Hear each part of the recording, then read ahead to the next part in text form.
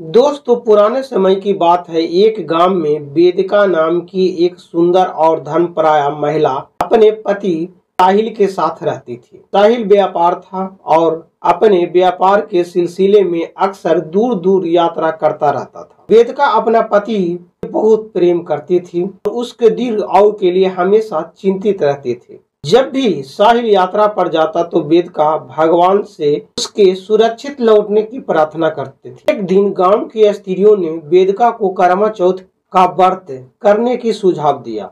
उन्होंने बताया कि इस व्रत को रखने से पति की लंबी उम्र होती है और जीवन में सुख समृद्धि आती है। वेदिका ने ये व्रत पहली बार रखा और इस व्रत की पवित्रता मान्यता को ध्यान में रखते हुए पूरे मन से पालन किया। करवा चौथ के दिन वेदिका सुबह जल्दी उठकर स्नान आदि से निवृत्त हुआ और निर्जला व्रत का संकल्प लिया। उसने व्रत की शुरुआत करते समय भगवान शिव, माता पार्वती और श्री गणेश जी की पूजा की और उसने आशीर्वाद मांगा कि उसका व्रत सफल हुए और उसके पति की लंबी उम्र हो। दिन भर उसने कोई जल या भोजन ग्रहण नहीं किया और अपने पति की सकुल वापसी लौटने की कामना करती रही।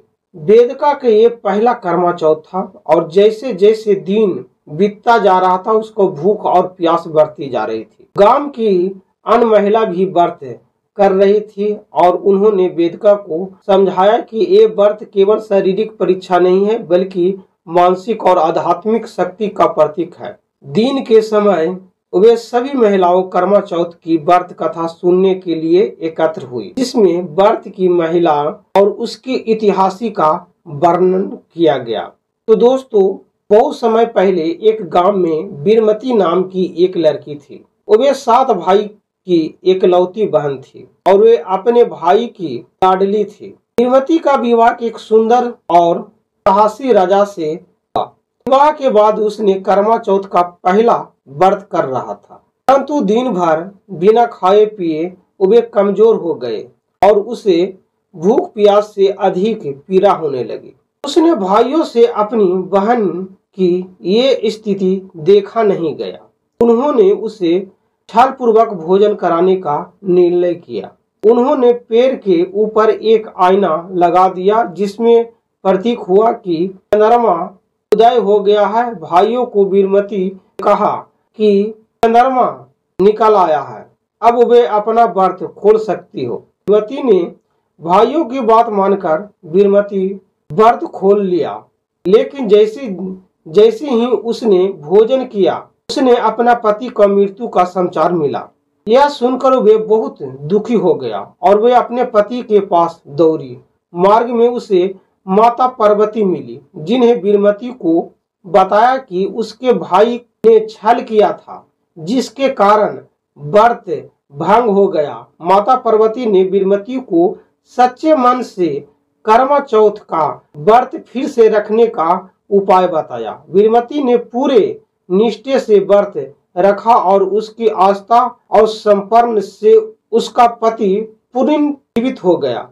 इसी प्रकार करवा चौथ का व्रत पति की लंबी आयु और सौभाग्य की प्रतीक माना जाता है।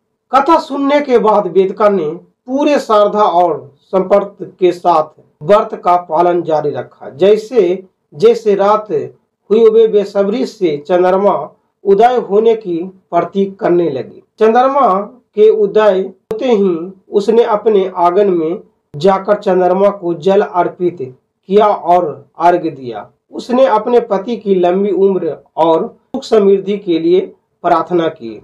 उसके बाद साहिल ने वेदिका को पानी पिलाया और भोजन कराया। व्रत का समाप्त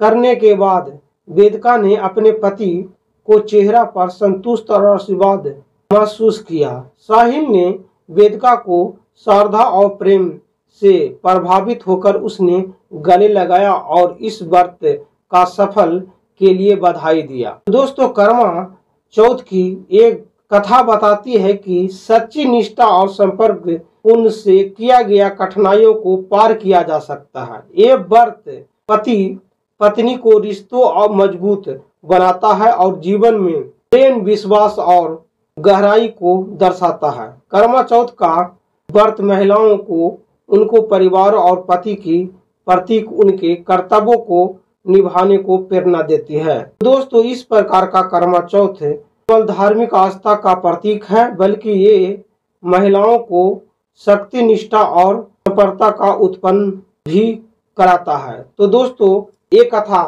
कैसा लगा? तो दोस्तों, वीडियो को लाइक कीजिए और चैनल को सब्सक्राइब कीजिए, और जो भी करवा चौथ का व्रत करते हैं ये कथा को जरूर सुने। तो दोस्तों, इस वीडियो को जल्दी शेयर कीजिएगा और कमेंट में जरूर बताइए।